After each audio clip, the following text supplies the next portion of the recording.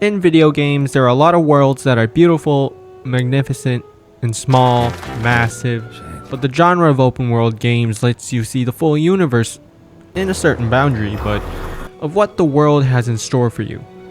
In the past few years, almost a decade now, the population of open world games has skyrocketed, and there has been a plethora of open world games. So today, I want to talk about the open world games that I would actually want to live in.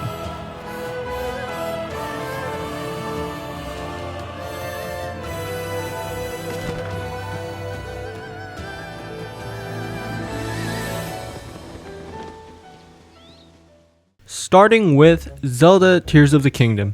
For starters, my favorite game is Zelda Breath of the Wild. Okay, then why did I want to live in the sequel? The reason is actually really simple. Zelda Breath of the Wild's world is in ruins, monsters everywhere, enemy campsites all across the map, and not a lot of people in the world.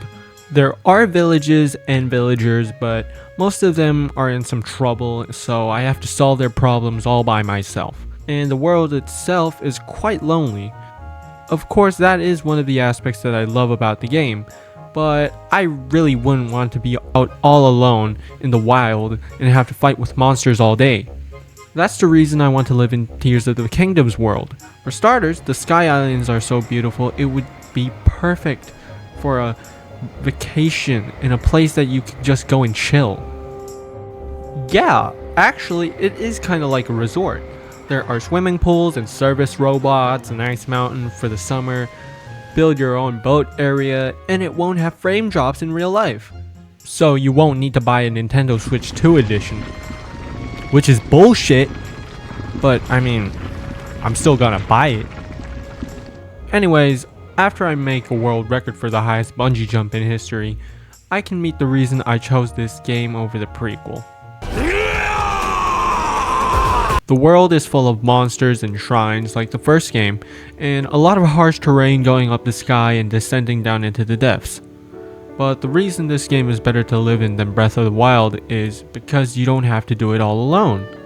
When you go to one of the cities to solve their problems, this time a friend will help you all the way, and after that, they will stay by your side throughout all of the game, and you can get up to 5 of these friends. It just feels like you and the boys against the world, which makes you unstoppable. And with the boys and your mighty new arm, you can make some wild ass contraptions like cars, airplanes, moving canyon fire dicks. Anyways, with all these great things, you can roam around the world of Hyrule, which is just too much to talk about, so I'll just have to introduce some of my favorite spots. This village is a resort lagoon which is under attack by pirates, and if you fight with all the boys, it kind of feels like you're playing a war simulator. Our battle will be legendary! Huh?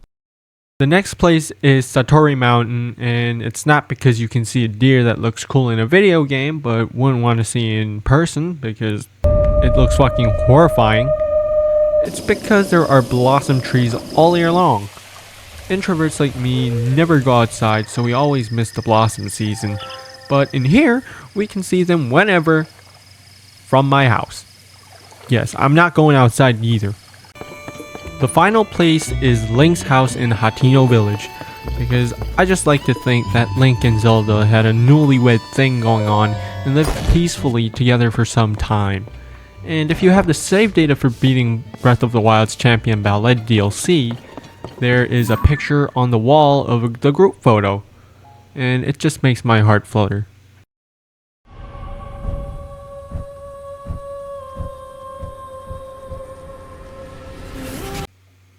The world of Horizon is very dangerous because it's basically Bear Grylls without faking it. The game does have villages and places that a lot of people live together. Then you might say, the sequel also has villages and places where a lot of people live together. Well, why didn't you pick it? And to that, I say, I picked this game over it because the sequel has too many harsh areas, and if you throw me in there, I wouldn't probably survive a day. Anyways, everybody probably knows the reason I wanted to go in this game in the first place. Do I even have to explain anything?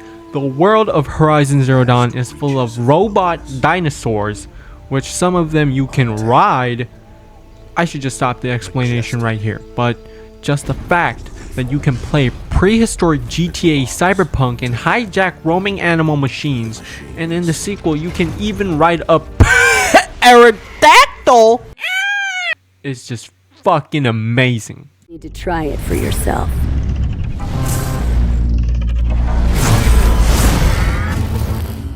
This is another obvious one. If you played the game, you might be like, I think the whole city is too dangerous to live in. Yeah, if you're V. But let's just say that you're just a tourist. Wouldn't you want to stroll around to see all of the attractions in Night City, steal a car, turn on the radio and drive around Night City listening to some banger tracks, looking at the amazing neon lights in Japantown, see the flying carbs, have a couple of drinks with some friends at the Seaside Cafe, walk around Memorial Park with your girlfriend that you ordered from Arasaka with all of your life savings. The things I want to see and do in the city are never going to end. It's just like a giant amusement park from the future, which is free and doesn't have any lines you have to wait. I guess there is the danger of getting involved with a cyber psycho once and then, but I'll just have to take the risk.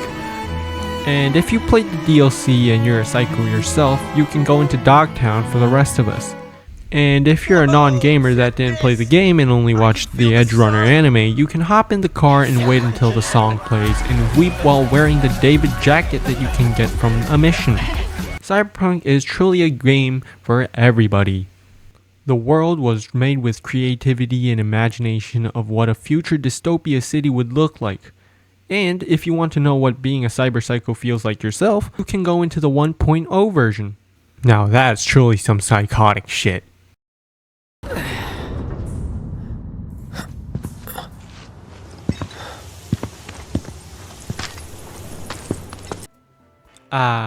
Final Fantasy VII Rebirth. It's the reason I thought it would be great to live in an open world game. It's kinda wrong to call Final Fantasy VII Rebirth an open world game. It's more like an open field or an open area game, which is where you run around a specific area before you move on to the next one. But since Steam has listed the game as an open world, I'm gonna count it as an open world game. Final Fantasy VII's world was limited only to Midgar in the remake, but in Rebirth it expanded for most of the original game, excluding some areas like the Bone Village, Rocket Town, and all of Midgar and the Great Glacier. The next game in line is supposed to have all these regions, but it might be different. I don't know, I don't work at Square Enix. But if the next game has all of those areas, I would like to live in that game. Anyway, the world is just too full of stuff to do.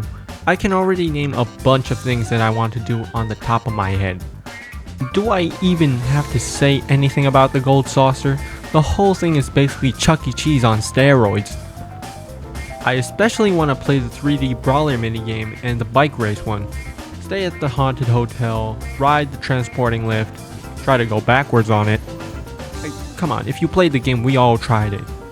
And oh yeah, I need to ride the Carnival Cruise thing. Yeah, it kind of reminds me of that one mission in Red Dead Redemption 2. Pear cake.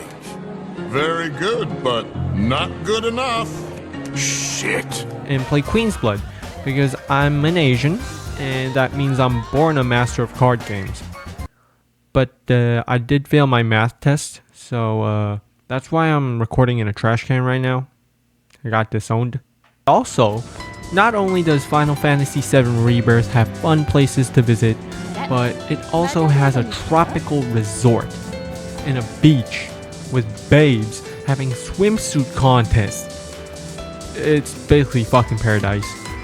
But honestly, I would go in that world solely to meet Tifa. Cloud? And nothing else. No, nothing. This game has a stunning world that I would truly love to live in. I already beat the game, but I still just go in to stroll around the world. Looking at the scenery, it just brings me to peace. I keep this 144 gigabyte game installed on my PS5, even though I have no storage for other games. I originally played this game at a very good time in my life, right after I finished my exams for college, so I think this game is just that more special to me. Okay, these were the games that I would like to live inside, and see what the open world of these games hold for me. If you have any games that you would want to live in, it doesn't have to be open world, just tell me down in the comments below, I would love to hear them. All these games have amazing worlds and characters, but if I had one opportunity that I could go into any open world game, it would be